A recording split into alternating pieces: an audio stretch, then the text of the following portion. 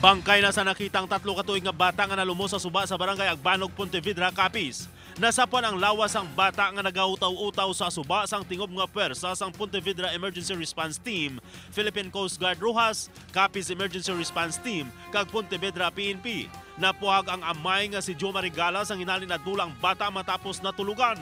Una nga nakita nga naglutaw ang tsinelas ang bata sa suba, kag didto na sila nagduda nga nalumos ini. Duha ang nadakpan sang akto nga nag-spray sang pinta sa Municipal Cemetery sang Kalibo, Aklan. Arestado sa day AJ Tog na 18 anyos kag Binard Sabal 24 anyos sang Sila Serna Street, Kalibo, Aklan. Nakita pa sang pulis ang nasulat nila sa porsyon sang patyo. Na-recover sila posesyon ang spray paint.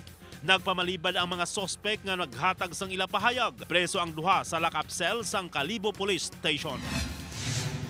Ina nadangatan sa lalaki matapos nga nagtabog sa ginamaniho nga motorsiklo. Natabo ang aksidente sa barangay Bagumbayan, San Jose Antique kagabi. Sa litrato nga ginpadala ni Makit Maragrag sa One Western Visayas FB page, makita ang pagbulig sa biktima sang nagresponde ang pulis kag ambulansya. Sa inisyal nga investigasyon, unang nagbunggo sa layaw nga Ido nga gintunaan nga wala makontrol sang driver ang iya motorsiklo. Wala sang nakakilala sa biktima kag naobserbahan nga nagapanimaho ini sang makahulubog nga ilimnon.